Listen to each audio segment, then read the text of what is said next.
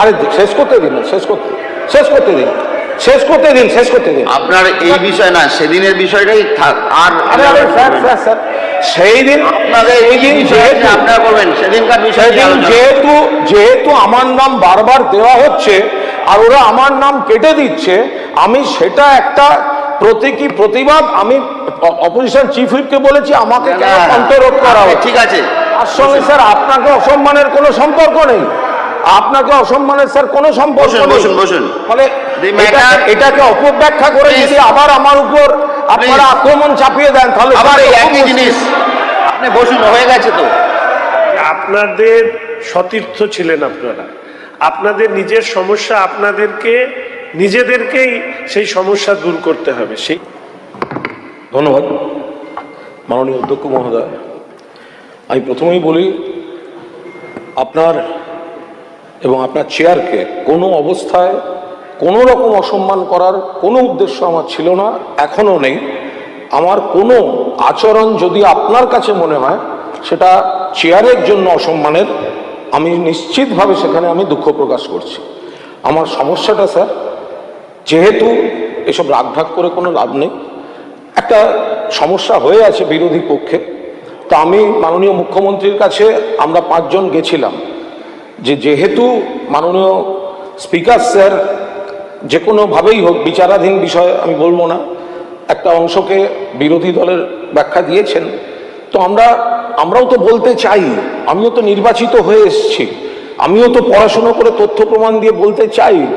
তো সেখানে আমি প্রথম কদিন মেনশন ইত্যাদি সব করেছি। তো আমি মুখ্যমন্ত্রীর কাছে গেছিলাম, আমাদের সিনিয়ররা সঙ্গে ছিলেন। তো মুখ্যমন্ত্রী তখন মাননীয় পরিষদীয় মন্ত্রীকে ডেকে পাঠান আমাদের সামনেই, শঙ্করবাবুকে, এবং বলেন তো ঠিকই, আমরা বলি যে আমাদের একটা বসার ঘর দিলে ভালো হয়। তো মুখ্যমন্ত্রী বললেন হ্যাঁ ঠিক, ওনাদের ওখানে শোভনদেববাবু, বিমানবাবুর মতো সব সিনিয়ররা আছেন, শঙ্করবাবু ওনাদের একটা ঘর দিন। তখন আমরা বললাম যে এই বলার বিষয়টা কি হবে, কারণ স্যার আপনি তো অপোজিশন চিফ হুইপ যাকে করেছেন অফিসিয়ালি তিনি লিস্ট দেবেন, এবার আমাদের সঙ্গে একটু সমস্যা হচ্ছে, কি বলবো আর বলুন, এ তো আর লুকিয়ে লাভ নেই। তখন মাননীয় মুখ্যমন্ত্রী বলেন যে শঙ্করবাবুকে, যে মাননীয় পরিষদীয় মন্ত্রী আপনি একটা কাজ করুন, এখানে এই বিধানসভা ঘরেই দেখা করেছিলাম, যে ওনাদের ওখানেও সিনিয়র আছেন, ভালো বক্তা আছেন, আপনি ওদেরকে কমিউনিকেট করুন যে একটা সময়ের পার্ট যেন এদের জন্য দেয়। তা আমাদের যিনি দলনেতা শোভনদেব চট্টোপাধ্যায় সেই অনুযায়ী একটি করে নাম অপোজিশন চিফ হুইপ আকরুজ্জামানকে দেন। কিন্তু আকরুজ্জামান তিনি আমাকেও, তার সঙ্গে আমার কোনো ব্যক্তিগত শত্রুতা নেই স্যার, পুরনো পরিচয়, কদিন আগে একসঙ্গে প্রেস কনফারেন্স করেছি স্যার। তো এখন সেদিন এবার অফিসিয়ালি ওনাকে লিস্ট দিতে হবে, আপনি স্যার চেঞ্জ একদিন করে দিয়েছিলেন, কিন্তু আপনিও করতে পারবেন না। আরে শেষ করতে দিন। আপনার এই বিষয় না, সেদিনের বিষয়টাই থাক। আর স্যার সেই দিন আপনাদের এই বিষয়টা আপনারা বলবেন, সেদিনকার বিষয় যেহেতু আমার নাম বারবার দেওয়া হচ্ছে আর ওরা আমার নাম কেটে দিচ্ছে, আমি সেটা একটা প্রতিবাদ আমি অপোজিশন চিফ হুইপকে বলেছি আমাকে কেন অন্তরোধ করা হয়। ঠিক আছে, তার সঙ্গে স্যার আপনাকে অসম্মানের কোনো সম্পর্ক নেই, আপনাকে অসম্মানের স্যার কোনো সম্পর্ক নেই।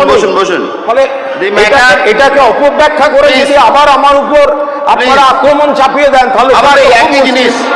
আপনি বসুন, হয়ে গেছে তো।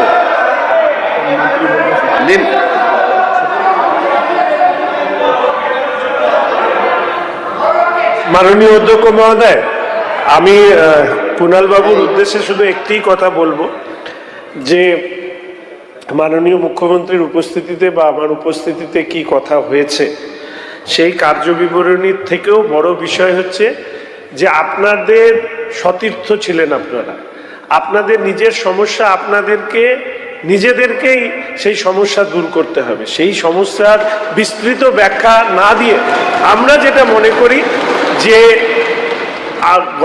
অপোজিশন চিফ হুইপ যে নামের তালিকা দেন সেটাই স্পিকার সাহেব বা গভর্নমেন্ট চিফ হুইপের কাছে সেটাই স্পিকার সাহেবের মাধ্যমে সদনে আসে।